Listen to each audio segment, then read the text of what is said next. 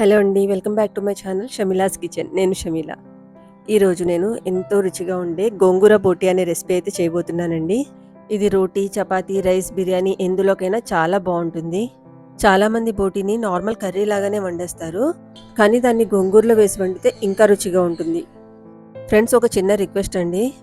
ఈ వీడియో గనక మీకు నచ్చితే కింద ఉన్న సబ్స్క్రైబ్ బటన్ని ప్రెస్ చేసి పక్కనున్న గంట సింబల్ని క్లిక్ చేయండి. అలా చేసినప్పుడు ఆల్ అనే ఆప్షన్ వస్తుంది, దాన్ని ప్రెస్ చేయండి. ఇలా చేస్తే నేను వీడియో అప్లోడ్ చేసిన వెంటనే నోటిఫికేషన్ అనేది మీకు వస్తుంది. వీడియో గనక నచ్చితే కింద ఉన్న లైక్ బటన్ని కూడా ప్రెస్ చేయండి. ఇంకా ఆలస్యం చేయకుండా వీడియోలోకి వెళ్ళిపోదాం. Welcome to Shamila's kitchen. ముందుగా నేను బోటీని క్లీన్ చేసి తీసుకున్నాను. ఇది ఒక 250 గ్రామ్స్ వరకు ఉంటుంది. బోటీ క్లీనింగ్ వీడియో అయితే పెట్టలేదండి, అది సెపరేట్గా పెడతాను. దీన్ని వేడి నీళ్ళలో నీట్గా వాష్ చేసుకుని క్లీన్ చేసి తీసుకున్నాను. దీన్ని ముందుగా బాయిల్ చేసుకోవాలండి. దీనికోసం ఒక ప్రెషర్ కుక్కర్లో బోటీని అయితే యాడ్ చేస్తున్నాను. నేను చెప్పే విధంగా ఈ కూరని చేస్తే చాలా రుచిగా ఉంటుందండి. బోటీ మొత్తం యాడ్ చేసిన తర్వాత అందులో కొంచెం పసుపు, అలాగే ఈ బోటీకి సరిపడినంత సాల్ట్ కూడా వేసుకుని వాటర్ యాడ్ చేసుకోవాలండి. దీన్ని మూత పెట్టి ఒక 3 to 4 విజిల్స్ వచ్చే వరకు కుక్ చేసుకోవాలి. నెక్స్ట్ గోంగూరని తీసుకున్నానండి. ఒక కట్ట గోంగూరని తీసుకున్నాను. నీట్గా క్లీన్ చేసుకుని వాష్ చేసుకుని తీసుకున్నాను. గోంగూర మన హెల్త్కి అయితే చాలా మంచిదండి. ఇందులో ఐరన్ ఎక్కువగా ఉంటుంది. వారానికి ఒకసారైనా తింటే చాలా మంచిది. నెక్స్ట్ ఒక ప్యాన్లో గోంగూరని యాడ్ చేస్తున్నాను. స్టవ్ ఫ్లేమ్ని హైలో పెట్టుకుని కుక్ చేసుకోవాలి. గోంగూర చాలా తొందరగా మగ్గిపోతుందండి. దీన్ని మూత పెట్టుకుని ఒక్క 5 మినిట్స్ లో ఫ్లేమ్లో పెట్టుకుని మగ్గించుకుంటున్నాను. దీని వాటర్ అంతా కూడా ఇలా వదులుతుందండి. చూసారా, గోంగూర మొత్తం కలర్ మారిపోయింది. ఈ వాటర్ అంతా కొంచెం ఇంకేటట్టుగా ఇలా స్పూన్తో కలుపుకుంటూ కుక్ చేసుకోవాలి. ఈ వాటర్ అంతా కూడా ఇంకేలోపు గోంగూర మొత్తం సాఫ్ట్ అయిపోతుందండి. చూసారా, లాస్ట్కి అయితే ఇలా అయింది. దీన్ని సైడ్న తీసుకుని అదే ప్యాన్లో కొంచెం ఆయిల్ అయితే యాడ్ చేస్తున్నాను. ఆయిల్ కొంచెం ఎక్కువే పడుతుందండి. ఇందులో ఒక 2-3 ఉల్లిపాయలని సన్నగా కట్ చేసుకుని వేసుకున్నాను. వీటిని ఇలా కలుపుకుంటూ ఉల్లిపాయలన్నీ మగ్గే వరకు కుక్ చేసుకోవాలి.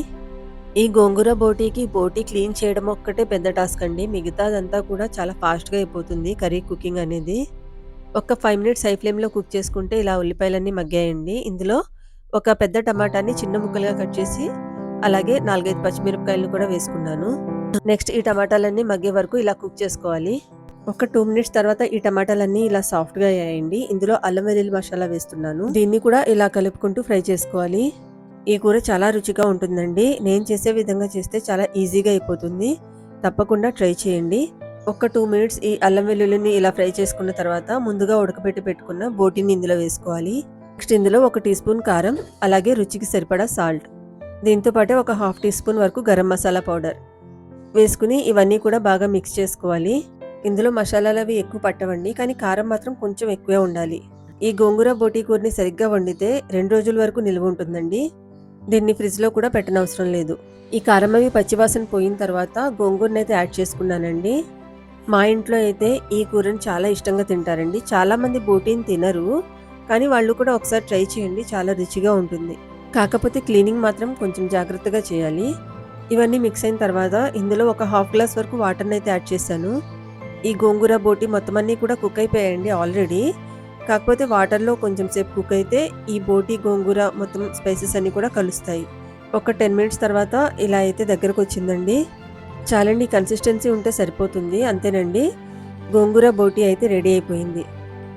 దీన్ని చపాతీ, రైస్ ఎందులోకైనా సర్వ్ చేయండి, చాలా బాగుంటుంది.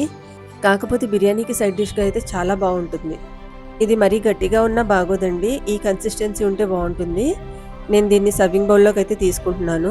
ఫ్రెండ్స్, ఈ వీడియో నచ్చితే కింద ఉన్న లైక్ బటన్ని ప్రెస్ చేయండి. అలాగే ఈ వీడియో ఎలా అనిపించిందో కామెంట్ చేసి చెప్పడం మాత్రం మర్చిపోకండి.